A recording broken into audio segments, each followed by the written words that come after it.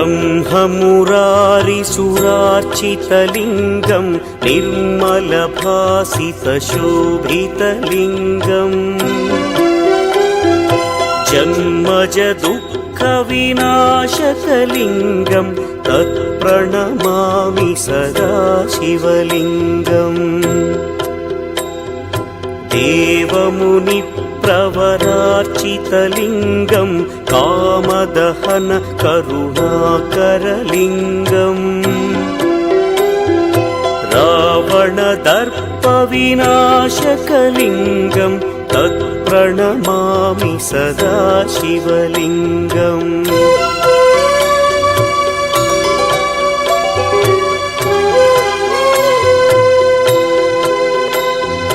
सर्वसुगन्धसुलेपितलिङ्गं बुद्धिविवर्धनकारणलिङ्गं सिद्धसुरासुरवन्दितलिङ्गं तत्प्रणमामि सदा शिवलिङ्गं कनकमहामणिभूषितलिङ्गं फणिपतिवेष्टितशोभितलिङ्गम् दक्षसुयज्ञविनाशनलिङ्गं तत्प्रणमामि सदा शिवलिङ्गम् कुङ्कुमचन्दनलेपितलिङ्गं पङ्कजहार सुशोभितलिङ्गम् सञ्चितपापविनाशनलिङ्गं तत्प्रणमामि सदा शिवलिङ्गम्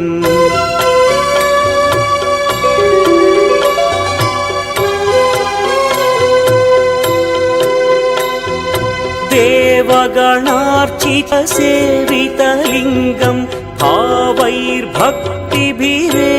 च लिङ्गं दिनकरकोटिप्रभाकरलिङ्गं तत्प्रणमामि सदा शिवलिङ्गम् अष्टदलोपरिवेष्टितलिङ्गं सर्वसमुद्भवकारणलिङ्गम्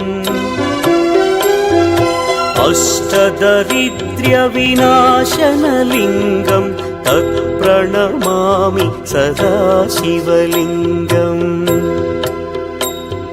सुरगुरुसुरवरपूजितलिङ्गं सुरवनपुष्पसदार्चितलिङ्गम् परमपदं परमात्मकलिङ्गं तत्प्रणमामि सदा शिवलिङ्गम्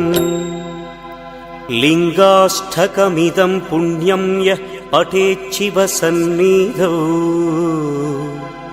शिवलोकमवाप्नोति शिवेन सह मोदते।